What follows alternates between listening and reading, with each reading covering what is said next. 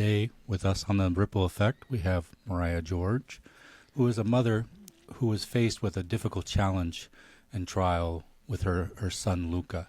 She was introduced to the fact that Luca had a rare genetic disorder that wasn't really known too much about it, and she decided as a response to this to go ahead and start a foundation to get more research done and try to fight against this genetic disorder. So with us today, I want to go ahead and turn it over to Mariah George and get to know her a little bit before we dive in deeper into this whole subject. So Mariah, can you just tell us a little bit about yourself, who you were, what you were doing before this all happened? We appreciate it. Okay, yeah. So, hi, I'm Mariah George. I'm really happy to be on the show. Thanks for having me. And in 2021, my husband and I decided to start a family. So we had our first son, and, we just thought we'd be a typical family, and then when my son was about 6 months old, we started noticing he wasn't really meeting all of his milestones. And so we brought up our concerns to the pediatrician, and we started in some physical therapy and things like that. We just thought he needed a little boost, no big deal.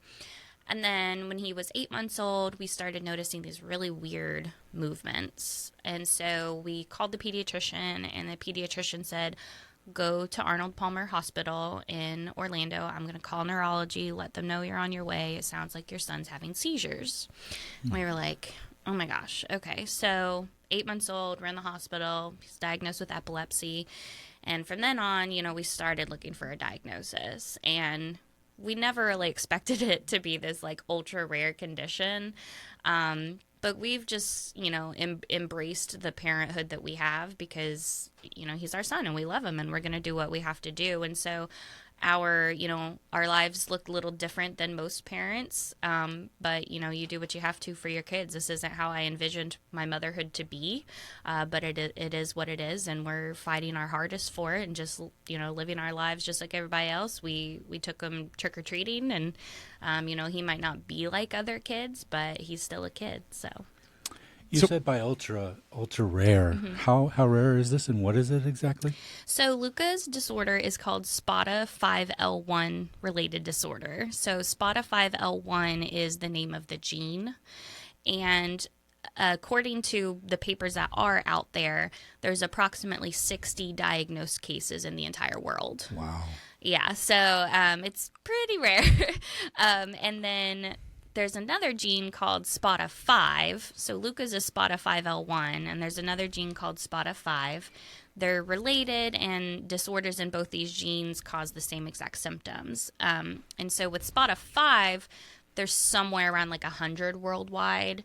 So combined, we say there's about 150 approximately worldwide diagnosed. And so when I started the Spota Foundation, it's for both people affected by Spota 5 and Spota 5L1 because research indicates they're closely related. They work together, and so we thought, let's, team up and work together. So is Luca your only child? Yes, yeah. So you haven't had any more children since then? We have not, and if we do, we actually have to go through IVF in order to ensure that another child would not have this genetic condition, because it's inherited autosomal recessively, which means I pass down a bad copy of the gene, and my husband passed down a bad copy of the gene. Oh, okay. And so any child we have naturally has a 25% chance of inheriting this disorder, because in order to be affected, they have to have two bad copies of the gene, and it just so happens that Luca got both copies. And this actually happens more often than you think. You have mutated genes in your body. You have mutated genes in your body. And it just so happens when you have children with somebody who, happens to have this same mutation, it can happen, but there's only a 25% chance. And so you don't know about it until it happens. Has this changed your life in any way? Were you working somewhere else, had to change work to deal with us, or how's that affected your life? So thankfully, I actually started working from home during the pandemic, and I have continued to work from home. And so, I'm really lucky that I'm able to continue doing my job from home and continuing to provide financially for my family, but also be a caretaker for my son.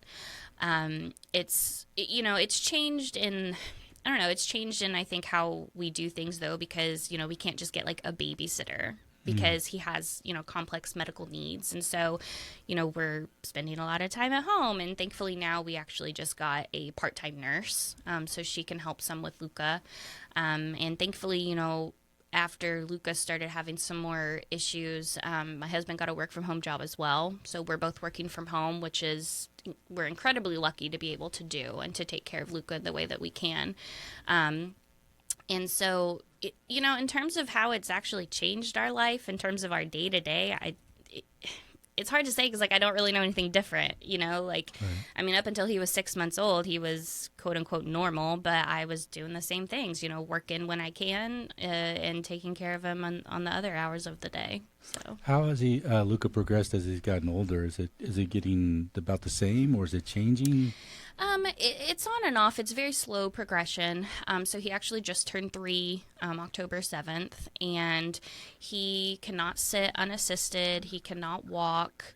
He doesn't talk. And, over the course of the past 2 years, we've seen small development as, he gets a little stronger, his core strengthens and stuff. But essentially, if you think about it, he's kind of about as developed as like a 6-month-old. And, but he's just the happiest kid in the world, just smiles all day long. And, it's different in every case to see how he's going to progress. But we just kind of have to keep working on things and hope for the best, see if we can find, the right medication and everything like that. Is he able to communicate with you with any words or any signs or facial? Right now, no. We're that's something that we're really trying hard to work on, because I feel like that's one of our biggest hurdles, is not being able to communicate with him not being able to let us know what he does and doesn't need. And so he is deaf as well. Spota 5L1 causes hearing loss. And so he has one cochlear implant, and he's actually getting ready to get his second one. And so we do some basic sign language with him, like mom, dad, outside, diaper, food.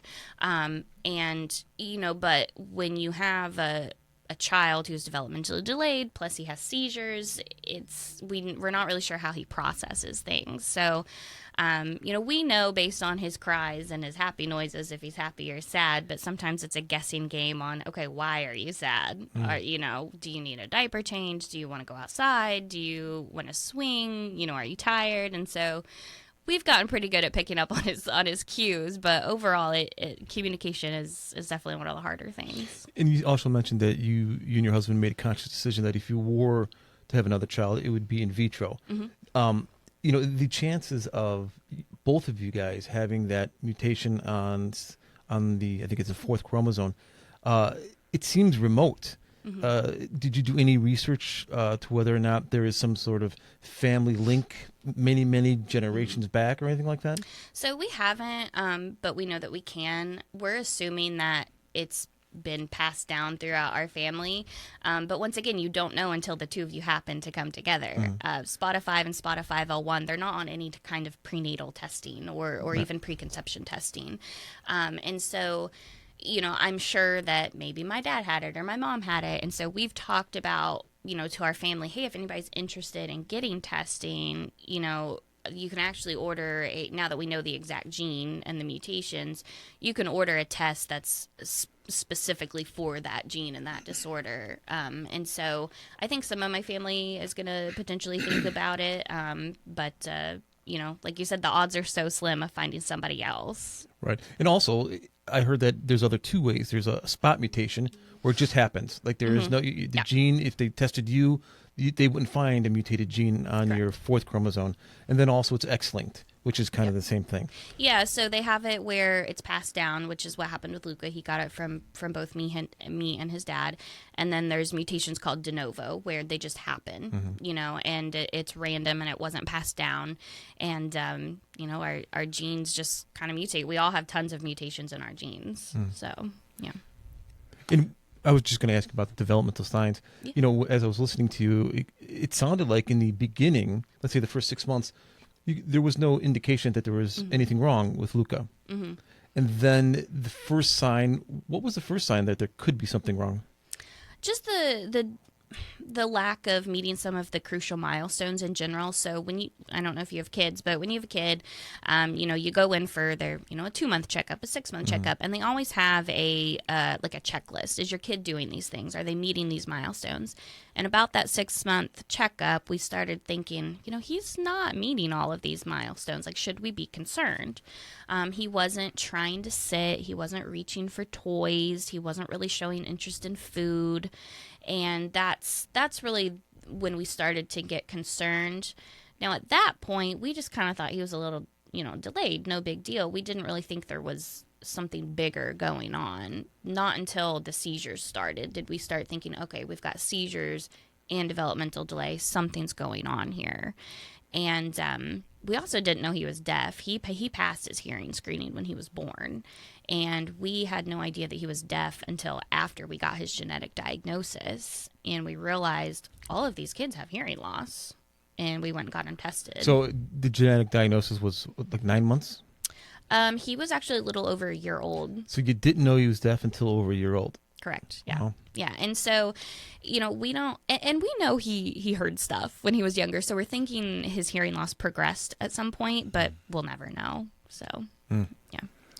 So how did you transition into dealing with all this, but then starting a foundation for this? Yeah, so we got Luca's genetic diagnosis in February of 2023. It was actually Valentine's Day. People in the rare disease world call, it your D-Day, diagnosis day. And so, that's our D-Day.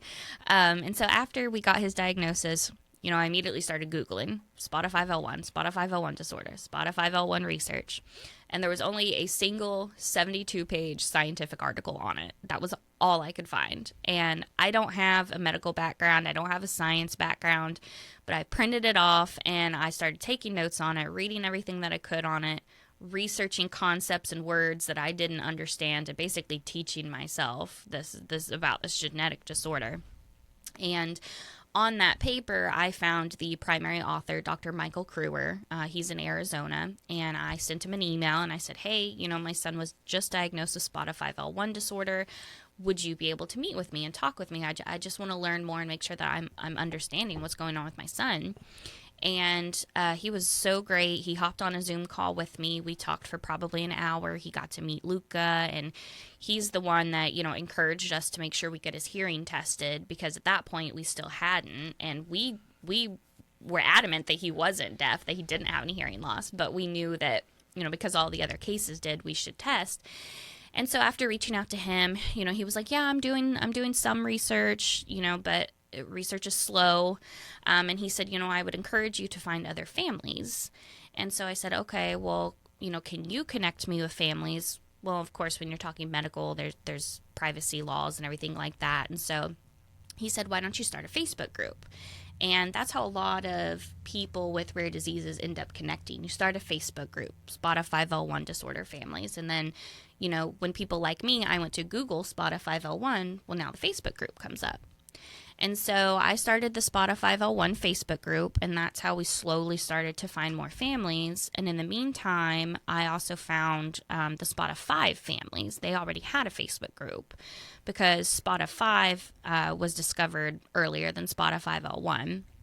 And so from there, I started talking to all these families, and I was like, why is research not being done? Like, why do our kids not seem to matter? And, when you're in the rare disease world in general, regardless of if somebody has the same condition as your child, you're all kind of one big rare disease family. And so I had made some friends with some other, families with kids with other rare disorders where research was happening because they have these big patient organizations. And I was like, well, we don't have one. We need one.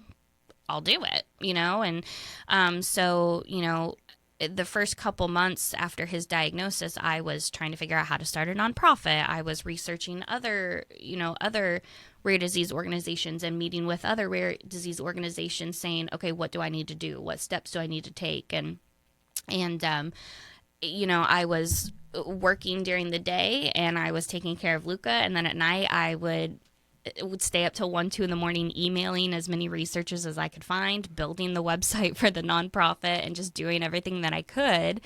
And it's paid off. We got the nonprofit up and going. We're a 501c3.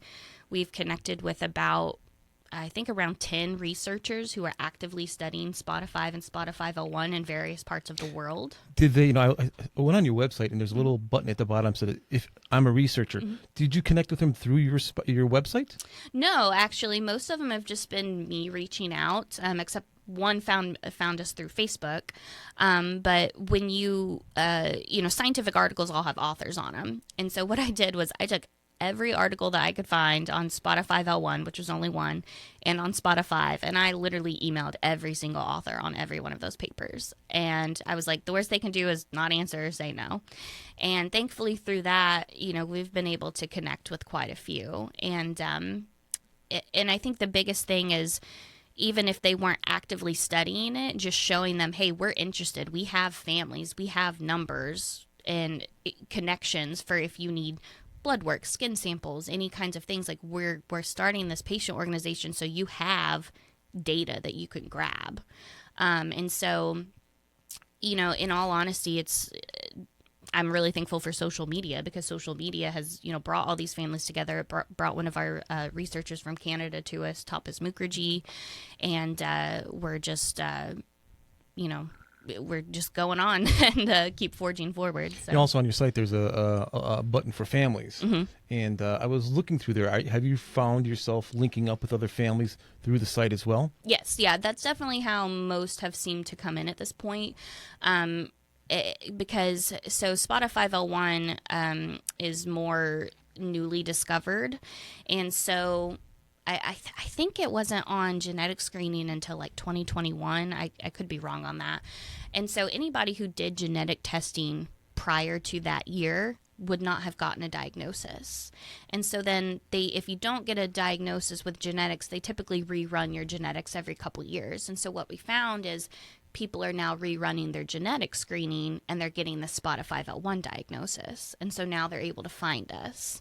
And so we're getting people coming to us whose kids are 5 years old, 18 years old, 22 years old, who they've gone so many years without answers. But now that they've reran their genetic screening, they have an answer and they're able to find us. And that, that was one of my main goals of the foundation, because when I Googled my son's disorder, there was nothing. I wanted some, families like mine to be able to say, not have to dig through a 72-page research paper to understand the disorder, and have one specific place where they can come, learn about the disorder, see what research is going on, and connect with other families. Well, the disease is rare when it doesn't even have a name at this point. Yeah, and I've learned too that's something I guess they're kind of trying to stray away from. So we just call them SPATA 5 and SPATA 501 related disorder. They're actually like potentially reclassifying or renaming the genes. So sometimes they're called AFG2A and AFG2B disorder, but 99% of the families have, when they see it on their diagnosis sheet, it's SPATA 5 or SPATA 501. So that's just kind of what we've gone with. And you say that also you've been able to get in contact with a handful of researchers. Any progression on the research since you've contacted any of them? Yeah, it's research is slow, but yeah, we've spoke with quite a few, and there's a researcher in Canada who he's actively working on submitting a new research paper, and some researchers in Arizona and Texas who are actively submitting some research. And it's honestly a bit of like a waiting game, because we kind of have to wait until their papers are published before they can, talk about things. But we're actively working with them. So we started it's called a patient registry, where families can go on and they can put in their child's information, like age of onset of certain symptoms, what medications have worked, what medications haven't worked, what their exact gene mutation location is, and then the doctors or the researchers can go in and pull that data for their research. And so one of the main things is that we don't really know what these genes do. All of the genes in the body, have some sort of specific function. Some genes, code a certain enzyme or move a certain something across your body, and we don't really know what these genes do yet. And I think that's definitely one of the main focuses of some of the researchers, is trying to figure out what exactly these genes do, so that you know what you're trying to target in terms of a treatment. Yeah, it seems like they know where it's at. They know what chromosome it's on. Yeah. It has something to do with neurodegeneration, because that seems what this. Well, actually, I'll ask you that. Is this more of a neuro issue, or is it something else? So they call it a neurodevelopmental disorder. It's not classified as neurodegenerative, actually, because there's not enough research to indicate that the brain degenerates. And so it's currently classified as a neurodevelopmental disorder, meaning basically most of the symptoms are neurological. You know, you have epilepsy, movement disorders, something called cortical visual impairment, which is how the brain processes vision. And you said, are all of them have hearing issues? I think it's like 99%. I think there's like maybe 2 or 3 that I know of that don't have any hearing loss. And so, and all of them have what's called sensorineural hearing loss, which is the hair on the inner ears. And so, yeah, I mean that. Well, as opposed to there's conductive hearing loss. Yeah, there's conductive hearing loss, right. and so sensorineural is where externally the ear pretty much works okay, right. But the ear struggles to send a signal, to the brain, and as opposed to the structure, other type is where the stapes, the malleolus, the bones in there. Something wrong with those. That's not the case here. It's a neuro issue with the ear. Yeah. So it's those hairs on the inner ear. And so, the researchers are trying to figure out, okay, when these genes are mutated, why does it affect the brain? Why does it affect the hairs of the inner ear? Mm-hmm. And why does it affect the musculoskeletal system? And so, your genes are expressed, they call it, in all different parts of your body, or turned on in different parts of your body. And so why does that gene turn on or turn off in the hairs of the inner ear? And so that's the goal, is to try to figure out, why does this gene turn on or turn off in certain parts of the body? What is its function, and how do we target that function to find a treatment for our children? And that's probably, would you say, what these papers, most of the papers that are coming out, are on, to try to figure out what is the base cause of this? Yeah, most of them are focused on basically tracing back the gene and trying to figure out the origin of where it's starting, what the function is. And some of the papers are, have talk about mitochondrial function and ribosomes, and some of that kind of goes over my head a little bit. Yeah, I read the ATPase, AAA. I didn't understand that. Yeah, some of it still goes over my head too. Yeah, it does, and I'm not a medical person. I'm not a doctor, so I won't even try to go in too far in depth. But yeah, the main focus right now is really trying to figure out the root cause. We know the cause in general is these genes being mutated, but what happened when this gene is mutated? What happens, or what doesn't happen? And so, we've got all of these researchers from various institutions who are, trying to figure that out. We also have a group who's working on they call it a natural history study, which is taking all of that, patient data from the patient registry and following the disease progression, characterizing the symptoms, and seeing, okay, at what age do these kids typically start presenting symptoms? What are the symptoms, and how do they progress? And so that's the natural history study portion. And then us, as the SPATA Foundation, we have actually funded a private research venture called a drug repurposing project. And so with that, this company is going to take drugs that are already on the market and test them against SPATA 5 and SPATA 5L1 and see if any medication that's already on the market can be repurposed into a treatment for our children. Yeah, and the good thing about that repurposing is you don't have to go to the clinical trials. It's faster. Yeah, it'll depend on what drug is found, but essentially my understanding is clinical trials are kind of a 3-stage process, and if the drug is already on the market, it's already really gone through the first 2 stages at least. 2 to 3. Yeah, and so depending on what the drug is, if it's a drug that comes out that's, already approved in pediatrics, it's something we could probably try very easily. If it's something that's not approved in pediatrics, that's where we would have to do that additional 3rd step of clinical testing. But this is something that's becoming more common for rare diseases and genetic disorders because drugs have been repurposed for years. I mean, so many medications out there have been repurposed for different things. They make them for one thing and realize, oh, hey, this works for something else. And so there's biotech companies coming out saying, well, like, why don't we use this same method for these rare diseases and even genetic disorders? You know, medication's not going to change your genes. It's not going to cure the children, but it could be a really good treatment option depending on, you know, how the drug affects the gene and whatever the genes are doing. That actually makes me think of an article I read. There was a Baclofen. I think it's an antipsychotic. Have you heard about that? Baclofen, yeah. It's actually a medicine a lot of the kids are on. Anti-epileptic, not antipsychotic. I'm sorry. It's a muscle relaxant. It's a muscle relaxant. Sorry, but yes. I'm getting there. It's a muscle relaxant. A lot of kids with cerebral palsy are on it. Right. So. There was a neurosurgeon that I think a family contacted him, and they said, you know, we're trying, as you did, trying all these different medications. It's just not working, and it was starting to affect the kidneys. Yeah. And they thought they weren't going to have the son for very long. He was doing research on severely, I forget what the term, underfed children, malnutrition.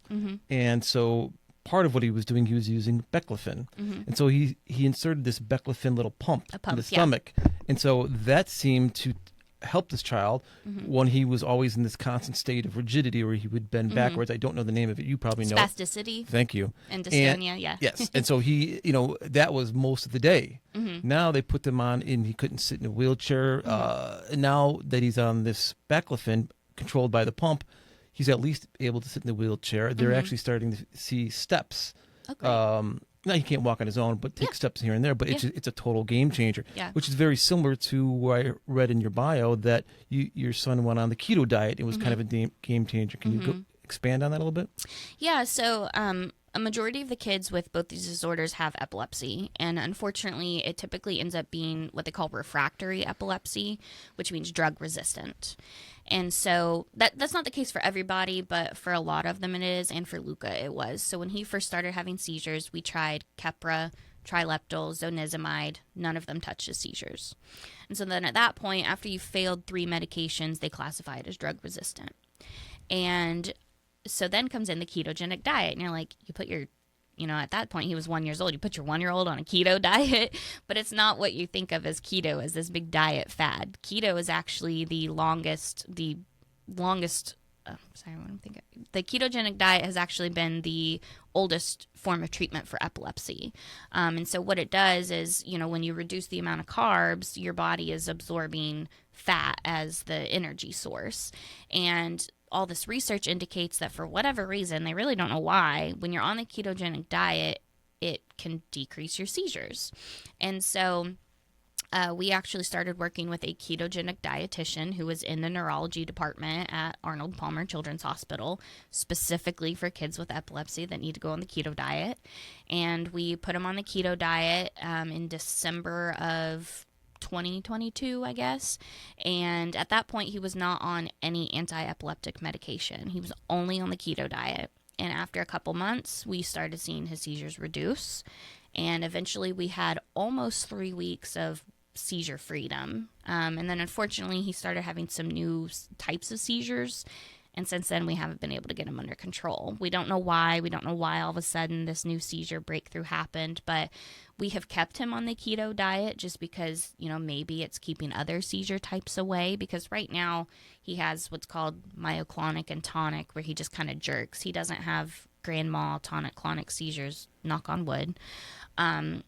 But so that's, you know, we've kept him on the keto diet, and in general, it's good for the brain in general. This December, he'll have been on it for 2 years, and research indicates that you can go off the keto diet after 2 years and still maintain the same benefits. So we're going to slowly probably start to wean him off of the keto diet. But yeah, it's crazy what things are out there. You know, when I originally started him on the keto diet, people were like, I don't understand.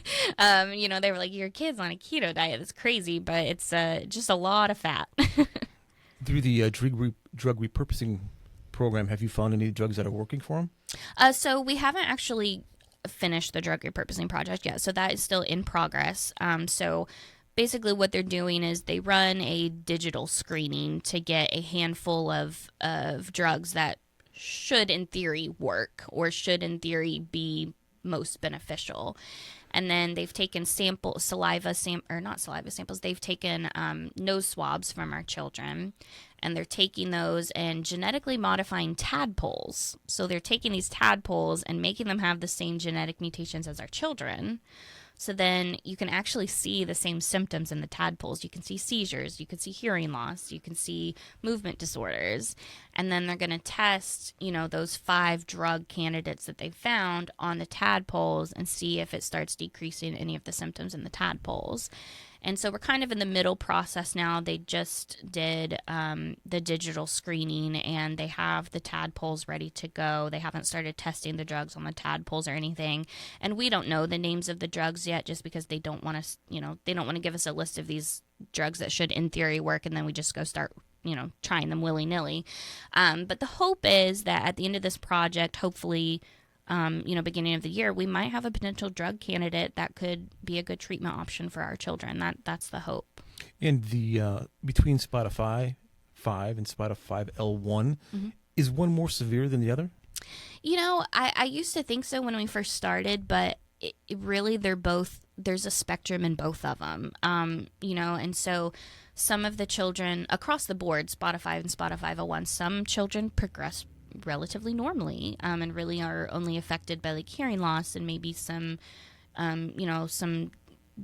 developmental delay. And then, some children are a lot more affected and, never even gain head control and have breathing issues. And unfortunately, there has been a handful of children pass away from these disorders, complications from these disorders, whether it's a seizure or they just get so sick and the respiratory system can't fight it off. And so, it's hard to say if one is more severe than the other, just because, we see both ends of the spectrum on both disorders, and we also don't have a huge, pool of patients to look at. So it's possible that there could be adults out there or children that have only sensorineural hearing loss, and because of the kind of the incomplete penetrance of this disease, they don't even know they have SPATA 5 or SPATA 5L1 because they weren't tested. So interestingly enough, in the one research paper on SPATA 5L1, there is a subset of SPATA 5L1 mutations that are only hearing loss.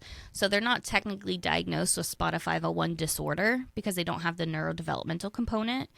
And for me personally, I think that's really a key research. Why do these kids only have the hearing loss component? Why not the neurodevelopmental portion? Because the neurodevelopmental portion is the portion that is, terrifying, the seizures and the developmental delay and the brain not figuring out how to breathe correctly and everything. And so, that's kind of when we're focusing on treatment options, we're more concerned about that neurological component. Hearing loss, is not that big of a deal. You can have cochlears or hearing aids or use sign language. And so we want to know, why do some of these kids only have hearing loss? Like, why do the other mutations result in the neurological symptoms? And you said the testing has only recently been since like 21? Yeah, I think for SPATA 5L1, I think it started showing up on genetic testing in 2021, and I think SPATA 5L1 I think SPATA 5 was maybe 2016 or 2018. I'm not 100% sure on that. So when you give the numbers of about 150, is this just recently has just started because of the testing that you know about this and still? Yeah, I mean, when you look back at the research papers, so the one on SPATA 5L1, I think it came out in 2021, and it's the one where it had about 47 kids with SPATA 5L1 mutations, and about half of them were the hearing loss only. So at that point, they had about 25 officially diagnosed with SPATA 5L1 related disorder. And since then, we've been diagnosed and we've gotten in contact with others. So we're at about that 40 to 60 range. We say 60 just because that's kind of on the higher end.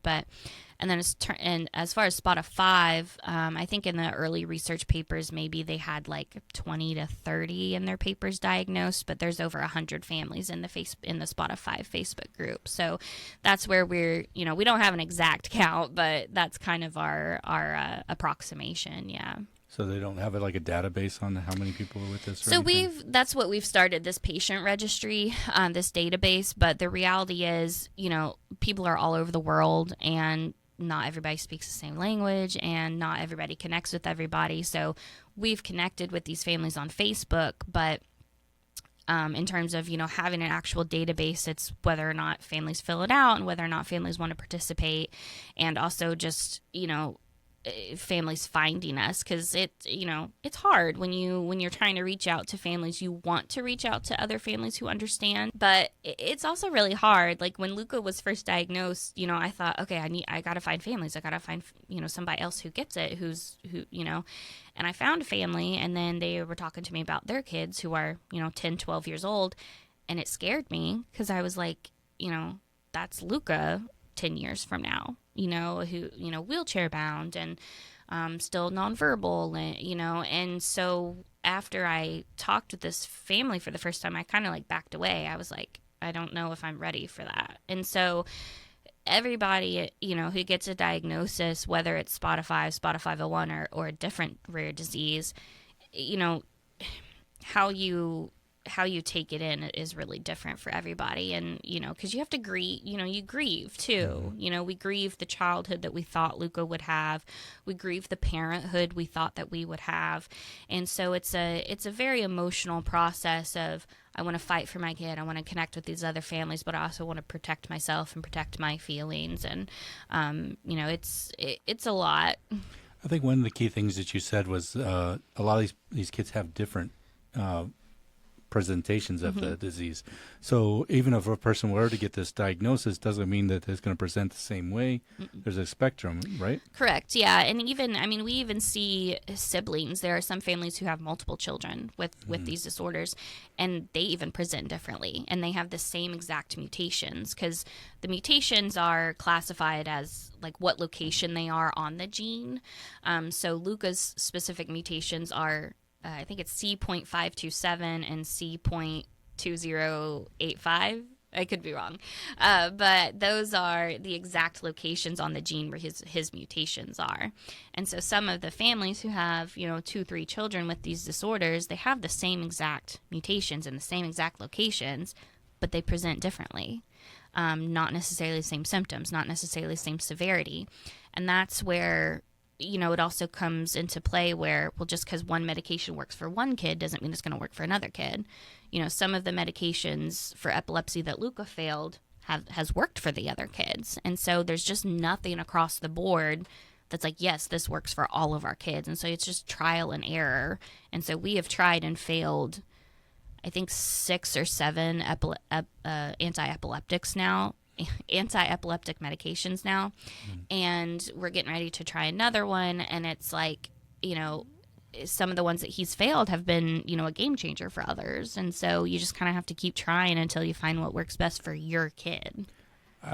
Now this is controversial, but I know that a lot of epileptics use like natural marijuana and stuff like that. I know he's too young for that, but do you see older ones in that spectrum? Are they trying that? Is it working? In terms of like actual marijuana, I'm not sure. Now CBD oil, yes. Yeah. We actually tried CBD for Luca. We tried it twice. There's an FDA approved version of CBD called Epidiolex. And then there's a couple different brands of CBD that are popular in the epilepsy community. We tried a brand called Charlotte's Web. And, for some kids of SPATA 5 and SPATA 501, CBD has been really helpful for them. Unfortunately, it actually made Luca's seizures worse. And so, but we don't know why.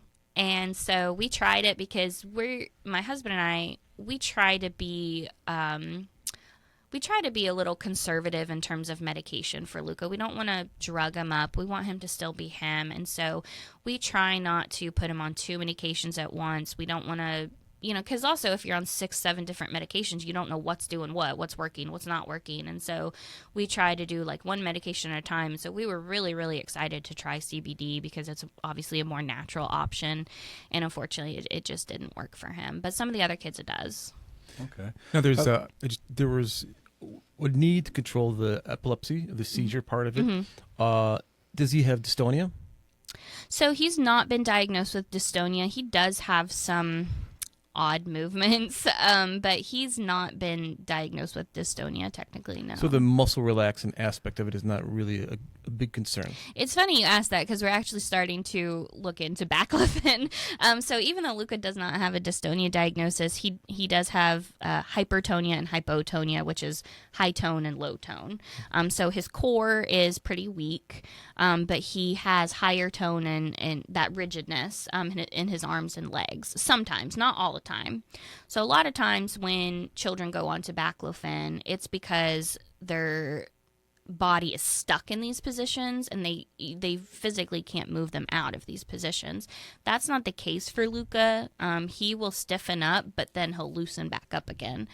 Unfortunately, we're starting to see his legs become more rigid and more stiff, and he's starting to kind of present with some muscle cramping. And so we actually just talked to his doctor about starting Baclofen, but we're going to do some more research on it and kind of wait because Baclofen can actually decrease the seizure threshold. So we're going to try to wait until we start a new seizure medication and maybe get some better seizure control before potentially trying the Baclofen. So I did have a question. You mentioned earlier IVF, Mm-hmm. and if you were to have another child, you would have to go through this method. Can you explain it and why? Yeah. So some people Yeah, might wonder. so like I said earlier, the disorder, at least for Luca's case, was inherited by both my husband Nick and I. So everybody has 2 copies of every gene. And so one of my copies of Spota 5L1 is defective. It has a mutation in it. The other one, since it's perfect, it works at 100%, it takes over for the bad working gene. So I'm a carrier, but I'm not affected. And same with my husband. He has 2 Spota 5L1 genes. One's perfect and one's defective. And so when you have a kid, I don't know if you remember in like high school biology, I think the Punnett square, where you try to figure out what eye colors you can have and everything. Mm-hmm. It's kind of the same thing. So when you pass your genes down to your child, you can give one of your 2 genes to them. So you can give your good gene or you can give your bad gene. And so when my husband and I have kids, we can either both give 2 good genes, which means not a carrier, not affected. We can either give 1 bad gene and 1 good gene, which would mean they're a carrier like us, or we can give both bad genes, which is where Luca comes in. He was affected. And so there's a 25% chance that your child would receive both bad genes. And it just so happened that Luca received both bad genes. And so, you think 25% chance, okay, maybe we could just, have a kid and hope for the best. But we have seen, there are families who have multiple children with these disorders. And, we're like, this is like, he's one of like 60 in the entire world. Like, it could happen again, And so we just personally feel like it's a more responsible decision for us to ensure that if we do have another child, they don't have to go through the same things that Luca has. And don't get me wrong, if, let's say we did decide to have kids naturally, if our other kid would have the same disorder, we'd love them the same way. But we've just decided, personally that, trying to give any other child the best quality of life possible is important to us. And so we've actually kind of started the process of IVF just because we don't know how long it'll take. And so what they do is they take our swab and Luca's swab, and then they have to create a probe that specifically tests an embryo for this specific gene, for Spota 5L1. And so then when they do embryos, then they'll be able to see which ones are affected, which ones are carriers, and which ones are completely unaffected. Yeah, and the probability scale, 25% affected, 50% a carrier, and then 25%. Correct. So even if you look at it on that way, even if you didn't want to go through in vitro, there's still a 50% chance that person, your son, would be a carrier. Yes. And what are the chances of him meeting someone down the line? So it's almost like 75%. Yeah, it's crazy. And I mean, so earlier we talked about if any of my family had done genetic testing. My brother actually did genetic testing because him and his wife were getting ready to start a family, and they knew that I carried this, Spota 5L1 defect. And you don't even know if you're de novo. No, I mean, I don't know. But now yeah, I don't know. We wouldn't know unless we tested my parents. Right. And so my brother tested specifically for the Spota 5L1 gene defect, and he did not have the mutation. So we still don't, if he would have had it, then we would have known that we got it from our parents. But he did not have it, and so we don't know. But yeah, since he tested because he was like, even if he would have had the gene mutation, it would have been like, what are the odds that his wife would also have the gene mutation? But also, what were the odds that my husband both would have had it, So it definitely puts things into a crazy perspective. Like, of all the people on the planet, my husband and I both happen to have these same mutations. It's just got to be astronomical. It is, You tried to figure out the odds. I don't know if you So I calculated the odds the best to my ability, and it was 1 in, now I think it was 1 in 700 million. I think that's. Wow, have you played the lotto? Yeah, I know, right? We're like, our odds are crazy, so we should, but we've got tickets here and there, but we haven't quite become millionaires yet. When I was reading a couple websites about Brooklyn, and you can explain that a little later, and another person, the one who got the hockey puck for the Baclofen, it occurred to me whether or not the I actually had a question that I forgot. I was on top of it. Oh yeah, through your site, and also through Facebook, you're promoting awareness. Are you finding it easier to find funding or grants or anything with respect to this genetic disease?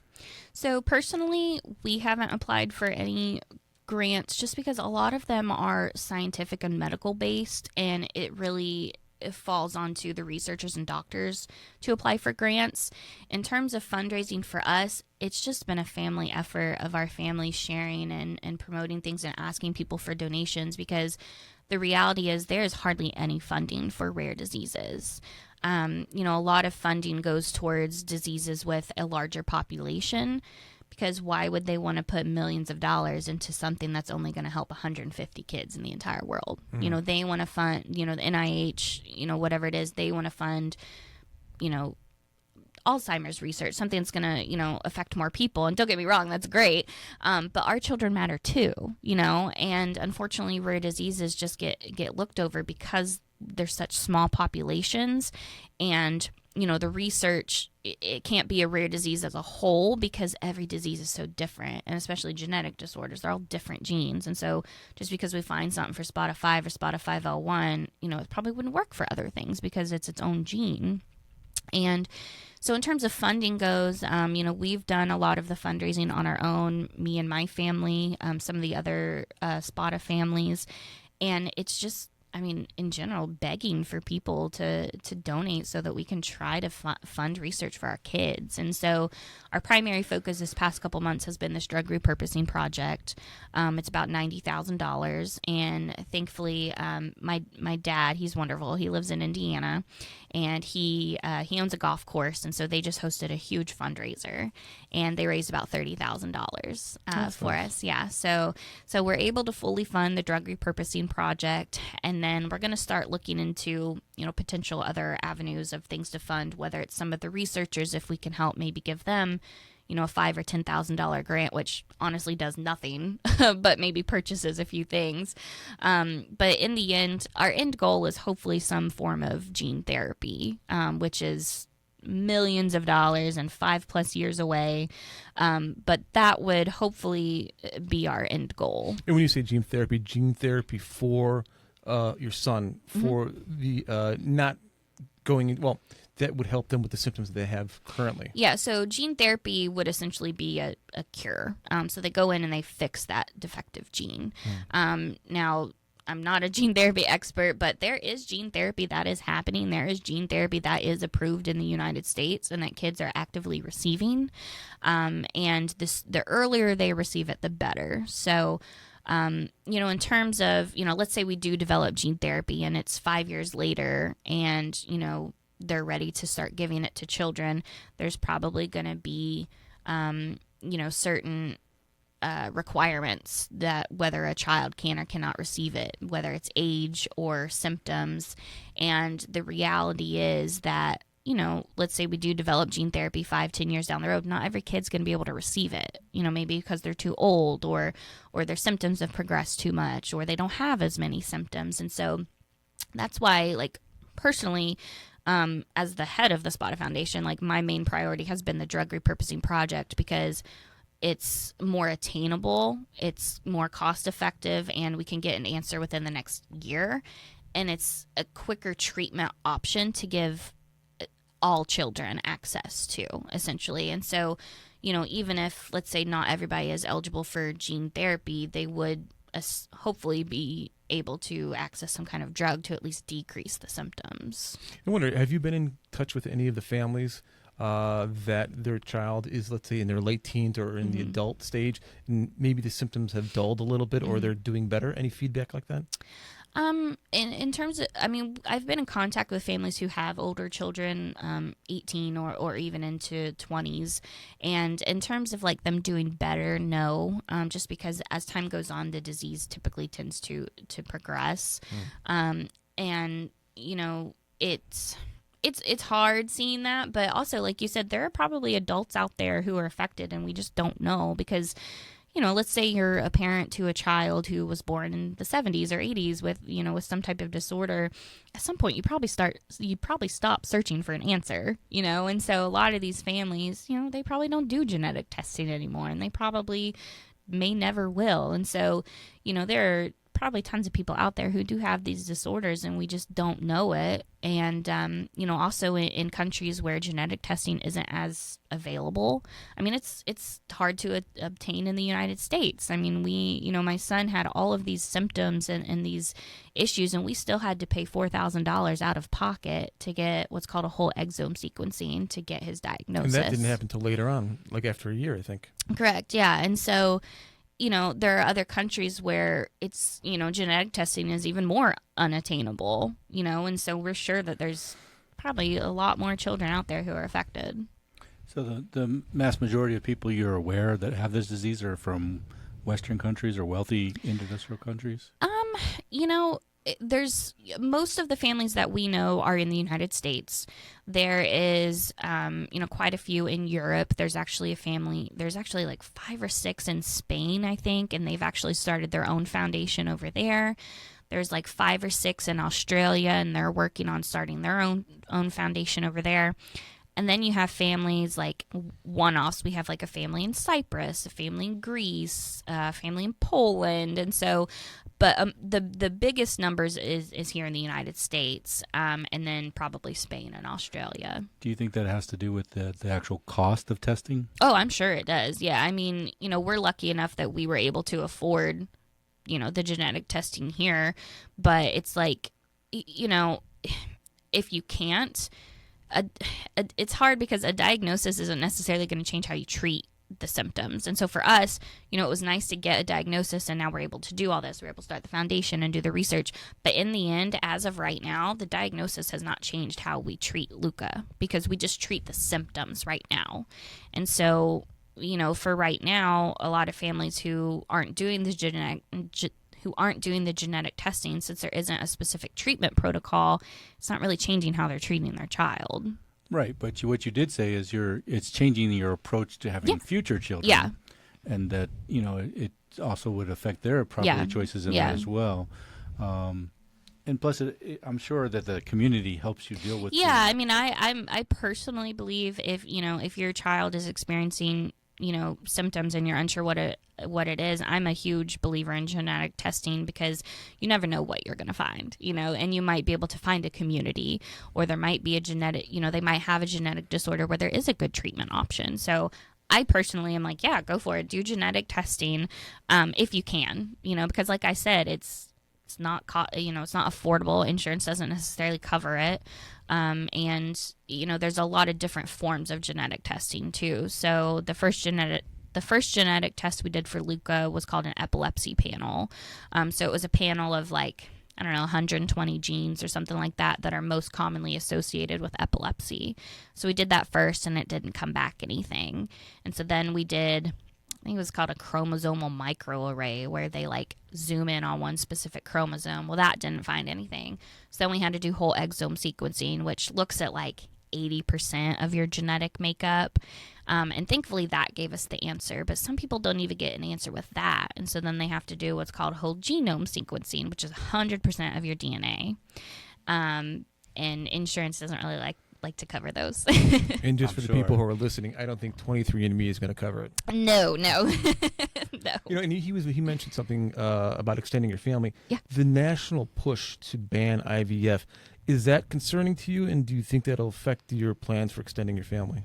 I mean, yeah, it's concerning, because that's the best way for us, in our personal opinion, to expand our family. And I know other families who their children have degenerative conditions and their children have genetic conditions that are a death sentence, and they want to continue their family. And the only way to do that and to ensure that their other child is not going to be handed a death sentence is to do IVF. Mm-hmm. And so the fact that IVF is controversial and then also, up in the air in terms of politics, it's scary, because, just us personally, we don't want to risk doing this again and, having another child affected. And, some families are against IVF and, they would rather risk it and do it naturally. And that's their decision. And, but that's just our personal decision, is we feel like IVF is the best option for us. Mm-hmm. How does that work exactly? Do you do the testing before it's implanted in the uterus or after? Yeah. So they'll do an egg retrieval, and then the sperm retrieval, and they'll create the embryos, and then let's say we have 8 embryos. They create this probe specifically for SPATA 5L1, and they go to the embryos and they take a little sample, I forget what it's called, out of the part that becomes the placenta, and then they check that DNA in that little tiny microscopic thing and see if it has the genetic mutations. And so then, let's say we have 8 embryos. The assumption is that about 25% of them would be unaffected. So let's say we have 2 perfect embryos. They also have to test those for other chromosomal abnormalities, though, and other genetic issues. And so the reality is when we do IVF, we might only end up with like 1 quote unquote perfect embryo, or we might have to do multiple cycles, because when you do IVF, you typically look for chromosomal abnormalities anyway, but then you add on that we have this very specific gene that we're looking for, that we're passing on. Mm-hmm. And so, we may only end up with like 1 embryo or something, but then, we know how many embryos we have, and then they would do implantation. But there's a chance that none of them are viable. Correct. Yeah. I mean, odds are that, technically odds are 25% would be unaffected, but even if they would be unaffected by SPATA 5L1, they could have a different chromosomal abnormality. And so we just don't really know until we get the process going. So my husband and I, we've started the process, and we're hoping to do egg retrieval in the next couple months. That way, if we don't get any viable ones the first cycle, then we can do another cycle. And then that way, whenever we're ready, everything's all set and ready to go. So does insurance help with that? No. IVF is not covered at least under our insurance. So just to put it in perspective, the probe to check the embryos for SPATA 5L1 cost $2,800 just to create this probe. And that will only check, I think, 8 embryos. So if we have to do another cycle, we have to pay it all again. So. And are the only variants that you know of the SPATA 5 and SPATA 5L1, are there any other variants? So those actually aren't the variants. Those are the genes. The variants are the locations on those genes. But in terms of like 2 that are related, they're related to each other, there are 2 other genes that are named differently, and I'm not even going to attempt to say the name, but some of the research is indicating that these 2 other genes are related to SPATA 5 and SPATA 5L1 as well, and that they result in similar symptoms. I think it's CINP and C1ORF9. I think those are the 2. But we've tried starting to connect with some of those families, but we haven't made any connections with them yet. So, yeah. Okay. Do you have any advice for parents that might be going through this situation? Oh, wow. I think the biggest thing is to try to find a community, whether or not you have a specific diagnosis. If your child has developmental delay, epilepsy, hearing loss, just trying to find a community that knows exactly what you're going through. So before we had Luca's diagnosis, I joined children with epilepsy Facebook groups, children with developmental delay Facebook groups, and I'm still in those groups. And it's really, really helpful to just, talk with people and say, just find somebody else who has been through this. Because when I had a kid, like, I have friends who have kids and I have family who have kids, but it's like I can't connect with them in a way that I need to because their child is different than mine. And so instead of calling up friends and being like, hey, do you want to have a play day? It's like, well, I'm taking my kid to therapy 3 times a week or going to doctor's appointments. We drive to Orlando and to Jacksonville multiple times a month for doctor's appointments. And so finding somebody who just gets it, is really important, whether or not it's the same exact disorder. I have really, really great friends who their children have a different genetic disorder but similar symptoms, because a lot of disorders result in very similar symptoms. But then there's also something about having those families who have that exact SPATA 5L1 diagnosis that's, just really crazy. Oddly enough, there's actually a family in Sanford whose child has SPATA 5L1 disorder, of all the places in the entire world, and diagnosed by the same geneticist. And so we've met up, and it's really nice to meet each other. And then there's a family in North Carolina that we met up with. And so my biggest piece of advice is just, to find people who understand exactly what you're going through, because nobody else really does except the people who are experiencing it every day. With that being said, we're about to close everything up, and I would like you to go ahead and give this opportunity to you to go ahead and give a way for people to reach out to you more and get in contact with you, get more information if they might be concerned that maybe their child has some kind of symptoms that are similar and they're still trying to figure out what's going on. So how could they reach you? Yeah, so we have a website. It's www.spatafoundation.org. That's SPATA foundation.org. And there's a contact me on there, and it goes directly to me, to my inbox, Mariah. And, we have families reach out to us, and I'm the first one to contact you back, whether or not you think your kid has SPATA 5 or SPATA 5L1, or if, maybe you live in Palm Coast and your kid has epilepsy. I still want to connect. I've met, a couple other families here in Palm Coast whose children have epilepsy or different genetic disorders. And so if anybody wants to reach out or learn more, you can go to our website. We also have a Facebook page, SPATA Foundation. And honestly, I just encourage anybody, whether or not you think or know your kid has this disorder or not, feel free to reach out, because in the end, people who have children with medical complexities, we're all kind of one big family. So.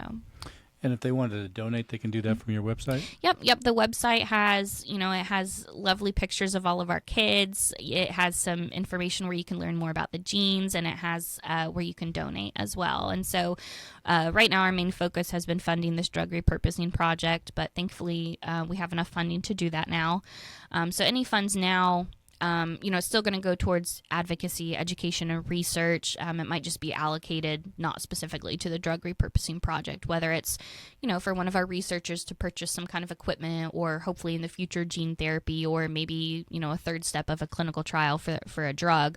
But, any donations help, even $5, So do you have any other goals on the board right now? As far as there's a lot of things. So we're in the process of doing mouse models. You have to have mouse models to test on. And so that's kind of a goal, is to get those finished up. And we want to start diving more into a long-term therapeutic option, whether it's gene therapy or enzyme replacement therapy or mRNA therapy. There's all kinds of different kinds. So I think one of the main goals is bringing together the researchers who are the professionals in this, who they're the experts, bringing them together in what we call Medical and Scientific Advisory Board, and having them collaborate to put together a road path to a cure. And I think that's going to be my main focus going into 2025, is getting these researchers together, having them bring together all their little bits of expertise to help drive us towards a better future for our children. Okay. Well, we really appreciate you coming on. We really appreciate the work that you're doing. I know that you're a mother, so mothers tend to go way and beyond when it's for their kids, but you're also helping a lot of other people, so we can see that. We appreciate that. And you're very educated for, someone that's not a medical profession. Thank you. Maybe you decide to be a medical profession in the future or a researcher, right? I don't know if I've got time for that. But yeah, no, I appreciate you having me on. It's nice to talk about Luca's story, but then also, when we started this, I was like, it's bigger than Luca. I mean, in the end, everything I'm doing is for Luca, but it's touching, kids and families around the world. Well, you would say that's your motivation would be Luca, because you're a mother and you love your child so much. But at the same time, you sympathize and empathize with other people that are going through the same thing. That's why you created all this. Yeah. Otherwise, you'd just be focused on your own thing, I would think, right? Yeah, for sure. So, in the end, it's for everybody. Yeah. I'm sure you don't have just like a lot of extra time. No, and I also don't just have like millions, sitting around. So I don't know. Maybe I'll play the lottery this weekend and see. Good luck with that. Yeah, thanks. My odds are good, apparently. Yeah, you're lucky, huh? All right. We want to thank Mariah George for coming on, sharing her story, get to know a little bit about SPATA 5 and SPATA 5-1, was it? Or SPATA 5 L1. L1, yes. And also learning a little bit about Luca and the story that inspired her and the situation that inspired her to go ahead and get into developing this foundation to help other people in a similar situation. It's nice when people put in an extra effort. We're all busy. We could all just, focus on our own things. But when people take an extra step, go outside and help others as well when they're also suffering, it's a wonderful thing. We need more of this in the world. We want to thank you for joining us. We hope that you like, subscribe, and that you comment.